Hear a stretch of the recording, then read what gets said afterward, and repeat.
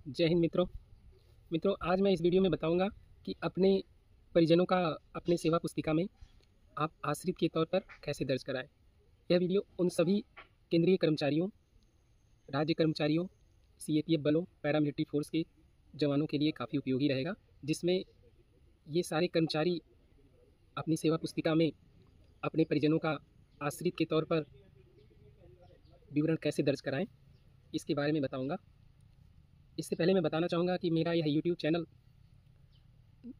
सभी सरकारी कर्मचारियों के लिए है और सीएपीएफ बलों और पैरामिलिट्री फोर्स के लिए है।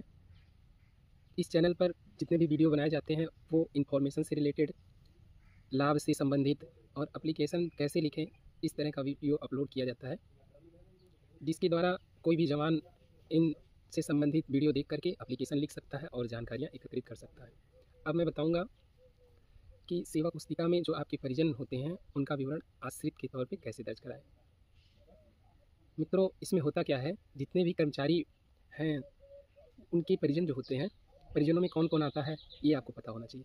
परिजन में माता पिता आते हैं, अगर आपका छोटा भाई बहन है वो जिनकी शादी नहीं हुई है वह आते हैं, और ऐसे परिवार जिनमें अभी जो आपके छोटे भाई बहन हैं उनकी उम्र 25 साल से कम उम्र है और उनकी शादी नहीं हुई है, तब भी वो आश्रित में आते हैं। और साथ में अगर आपकी शादी हुई है, आपकी पत्नी और उनसे जो बच्चे होंगे वो आश्रित के तौर पर माने जा सकते हैं।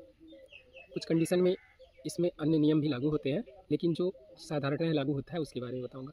इसमें क्या होता है कि जब भी हम भर्ती होते हैं तो सरकारी कर्मचारी के तौर पर आपके परिजनों का विवरण दर्ज किया जाता है, तो उस दौरान आप सेवा पुस्तिका में अपने परिवार का विवरण दर्ज करा देते हैं।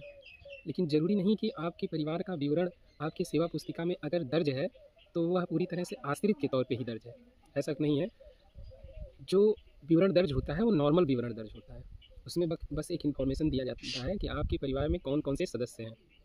अगर आपको कुछ विशेष तरह के लाभ लेना हो, जैसे मेडिकल क्लेम से संबंधित, अन्य तरह के विभागीय लाभ, स्कॉलरशिप से संबंधित, और मम्मी पापा को जो स्पेशल ट्रीटमेंट, यात्रा सुविधा, रहन सहन से संबंधित अन्य जितने भी चीज़ें जो आपके द्वारा आपके परिवार को सुविधाएं मिलती हैं, वह तभी आपको मिलेगा जब आपका और आपके परिवार का जितने भी सदस्य हैं उन सारे लोगों का विवरण आश्रित के तौर पर आपके सेवा पुस्तिका में दर्ज रहेगा।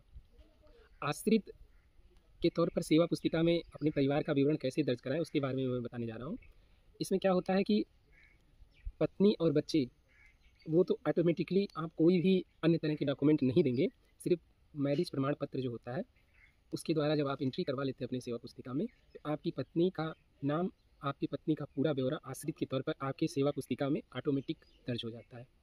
अगर कोई अन्य दशा है, जैसे आपकी पत्नी अगर सर्विस में है, तो उस दशा में कुछ अलग तरह के नियम लागू होते हैं। जो सामान्य तौर पर नियम है उसके बारे में मैं बताना चाहूँगा।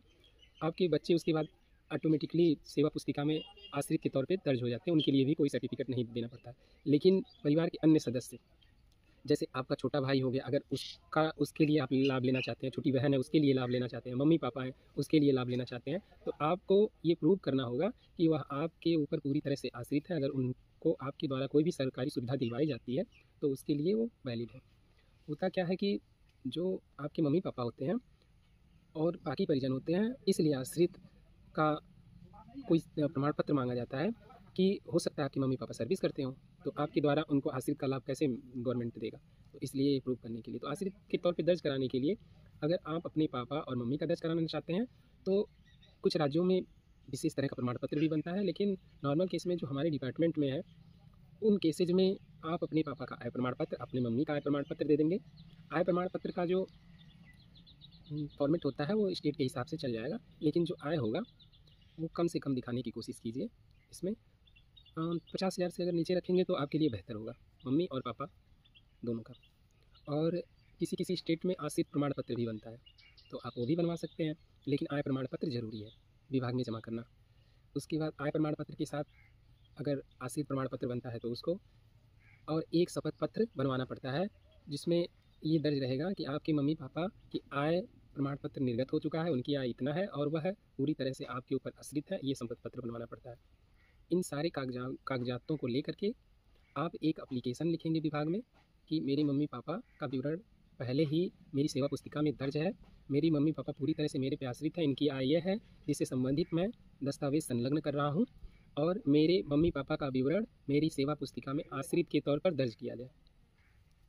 यह एप्लीकेशन अच्छे से लिख लेने के बाद आपको जो निर्गत प्रमाण पत्र है, अगर आश्रित प्रमाण पत्र आपके स्टेट में बनता है तो वो, शपथ पत्र और साथ में आय प्रमाण पत्र और अपने मम्मी पापा का कम से कम 2 से 3 फ़ोटो उस एप्लीकेशन के साथ आप विभाग में जमा करेंगे।